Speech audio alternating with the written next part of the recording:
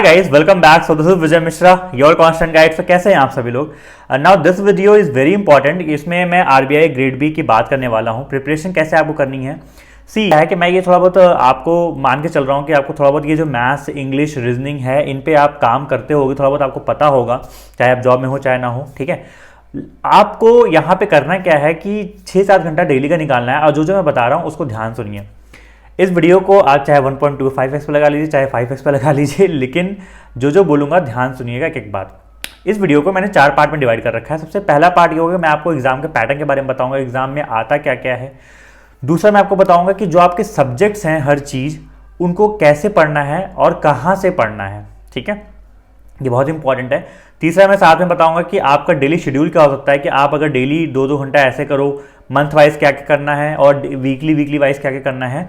और फिर लास्ट में बताऊंगा कुछ डूज एंड डोंट्स, क्या क्या चीज़ें करनी इंपॉर्टेंट है, लाइक पीआईबी वेबसाइट विजिट करना, आरबीआई का एनुअल रिपोर्ट पढ़ना, और क्या क्या चीज़ें नहीं करनी चाहिए, लाइक डिस्क्रिप्टिव को नहीं छोड़ना वगैरह वगैरह. तो ये सारी बातें लास्ट में डिस्कस करेंगे. सो चलिए वीडियो को स्टार्ट करते हैं without any delay. Let's begin. To examination pattern. देखिए सबसे पहले इसमें होता है 3 फेज में एग्जाम होते हैं, फेज 1, फेज 2, फेज 3. फेज 1 आपका होता है, इसमें आपका जीके आता है 80 मार्क्स का, आपका रीजनिंग आता है 60 मार्क्स का, बाकी आपका इंग्लिश और कॉन्ट होते हैं 30-30. उसके बाद आपका आता है इसमें फेज 2. ठीक है, सो 200. ठीक है, तो ये जो फेज 1 होता है ये 200 मार्क्स का होता है. अब कट ऑफ की अगर बात करें, देखो हर साल कट ऑफ में वेरी करती है depending on the difficulty level. इस साल 2020 में कट ऑफ 67 के अराउंड गई थी, उसके पहले जो है 120 चली गई थी. ठीक है, तो बहुत वेरी करती है. फेज 2 की बात करें तो फेज 2 में क्या होता है, 3 पेपर होते हैं, ESI, FM, finance and management. First होता है ESI, economics and social issue. दूसरा होता है फाइनेंस एंड मैनेजमेंट, एफएम. तीसरा होता है डिस्क्रिप्टिव इंग्लिश. तीनों 100-100 मार्क्स के होते हैं, टोटल 300 मार्क्स का पेपर होता है. पेपर आपको टाइम मिलता है जो 2 घंटा ईएसआई का, 2 घंटा एफएम का और 1.5 घंटे का 1.5 आवर का आपका होता है डिस्क्रिप्टिव इंग्लिश का.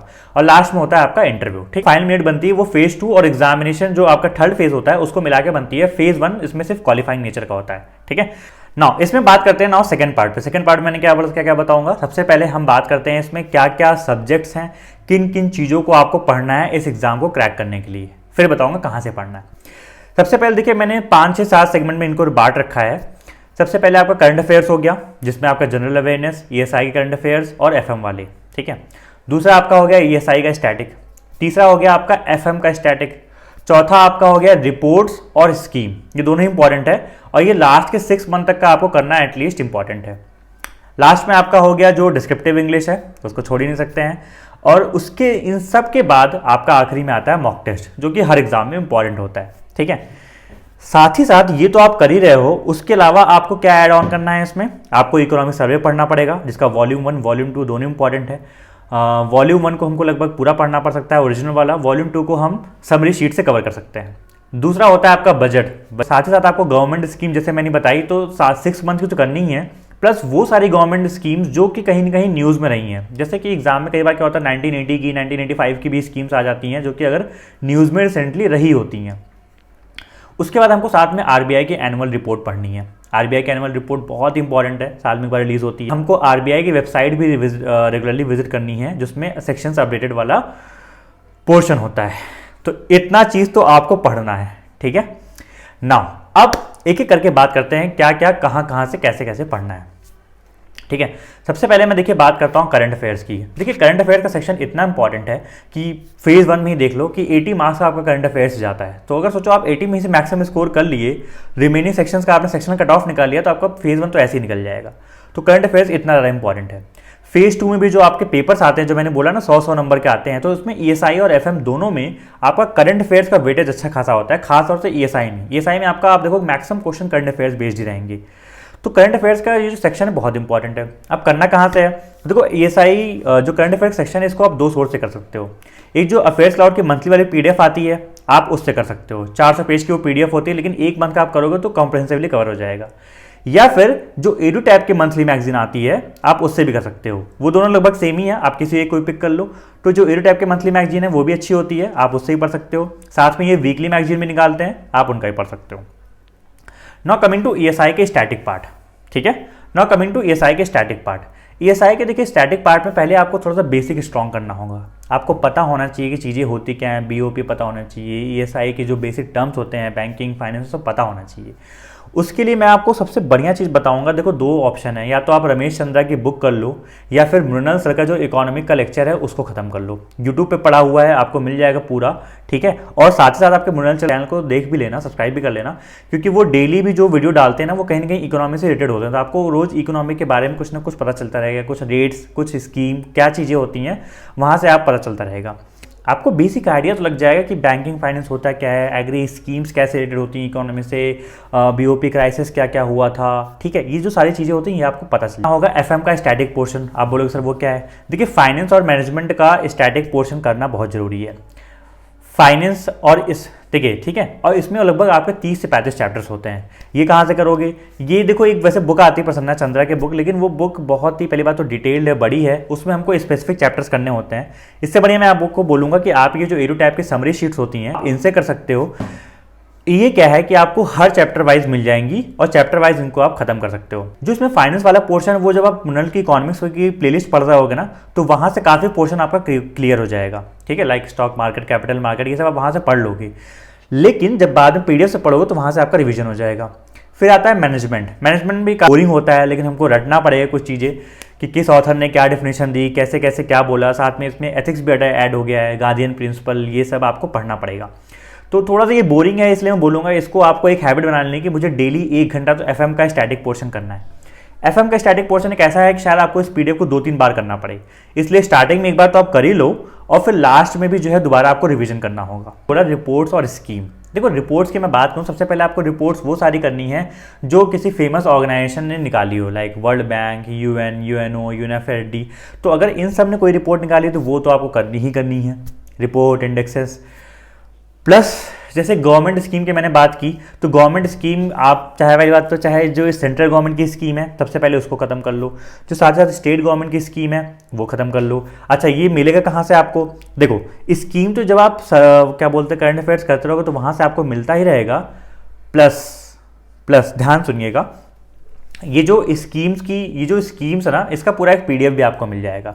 एक तो विजन आईएसआई निकालते हैं पूरा स्कीम का पीडीएफ, वरना ये एरो टैप वालों का भी आता है, पूरा स्कीम्स का पीडीएफ निकालते हैं। मंथली स्कीम का पीडीएफ भी निकालते हैं, 6-6 महीने की स्कीम का पीडीएफ भी निकालते हैं। तो आपको जैसे भी करना है वैसे कर लो। अच्छा, साथ ही साथ एक बात और, रिपोर्ट में मुझे एक बात और बोलनी है, जैसे मान लो आपने फेमस ऑर्गेनाइजेशन की रिपोर्ट तो कर ली, लेकिन कई बार कुछ मान लो अगर प्राइवेट कंपनी या फिर कुछ ऐसे प्राइवेट वेबसाइट्स वगैरह भी जो रिपोर्ट निकालती हैं, इंडेक्स निकालती हैं कि इसमें इंडिया कितनी रैंक है, उनको भी हमको देख लेना चाहिए, क्योंकि जो आपका प्री वाला एग्जाम है उसमें प्री वाले में वो इंपॉर्टेंट होता है, वो आ सकता है। ओके, ये बात क्लियर है डिस्क्रिप्टिव इंग्लिश की। देखिए, डिस्क्रिप्टिव इंग्लिश में आपके जो प्रेसी आता है, जो एसे आता है, इसको आपको लिखने की हैबिट डालनी होगी। इसमें करना क्या है ना, आपको मैं बताता हूँ। देखो, आप जब पहली बात तो मैं ये मान चल रहा हूँ कि अपने डेली शेड्यूल में एक एडिटोरियल वाला पोर्शन रखे होगे। आप एक न्यूज़पेपर पढ़ने की आदत डालो। मैं यहाँ बोलूँगा आप कोई फाइनेंस न्यूज़पेपर ले लो, लाइक बिजनेस स्टैंडर्ड या फिर फाइनेंशियल टाइम्स, इकोनॉमिक टाइम्स, कोई भी एक पेपर ले लो और उसको पढ़ने की हैबिट डालो। जो आप उसको पढ़ते हो तो उसमें जो एडिटोरियल वाला सेक्शन आता है, फिर कोई पैसेज का सेक्शन उठा के आप रोज ना 1 घंटा टाइप करने की आदत डालो। उससे क्या होगा, 2 चीज़ें होंगी। एक तो आपको टाइप करने की हैबिट पड़ जाएगी, प्लस आपको लिखने की आदत हो जाएगी, क्योंकि आपको मीन्स में, गाइस ये बात ध्यान रखो, आपको लिखना बहुत ज़्यादा है, ठीक है। एक बात और, लिखने की हैबिट डालनी पड़ेगी। प्लस हमेशा टाइम स्लॉट बना के लिखो। जैसे आपका मेंस का जो पेपर होता है उसमें क्या आपको पता है 20 मिनट में जो है 15 मार्क का क्वेश्चन करना होता है, 15 मिनट में 10 मार्क का क्वेश्चन करना होता है।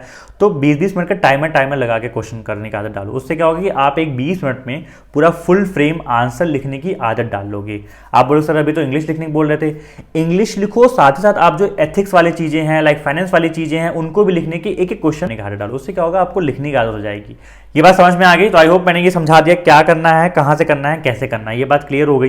अच्छा, अब आपको लास्ट में बताने के लिए डूज एंड डोंट्स, क्या चीज़ आपको करनी चाहिए, क्या चीज़ आपको नहीं करनी चाहिए, उन बातों को ध्यान सुनिएगा। काम और करना, इसके प्रीवियस ईयर पेपर डाउनलोड कर लो, ठीक है। मैं नीचे आप लोग को लिंक दे रहा हूँ, एरो टैप की वेबसाइट है, उनसे जाके आप वेबसाइट पे जाना, तो वहाँ पे आपको प्रीवियस ईयर के पेपर 1 मतलब फेज़ 1 फेज़ 2 सबके पेपर मिल जाएंगे, ठीक है। ESI FM, तो उन लोग को भी डाउनलोड कर लो, और जो मैं बताने जा रहा हूँ फिर उनको ना अप्लाई करो। आप लोग भटकने की जरूरत नहीं है, आप लोग जाके वहाँ से डाउनलोड कर लो, ठीक है। सबसे पहले नेवर स्किप डिस्क्रिप्टिव।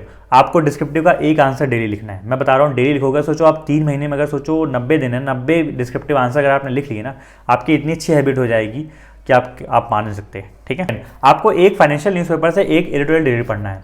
जब आप एडिटोरियल पढ़ोगे ना, तो पहली बात तो आपको फाइनेंस के बारे में पता चलता रहेगा, प्लस आप जब लिखोगे तो आपको लिखने की हैबिट उससे बनती रहेगी, ठीक है।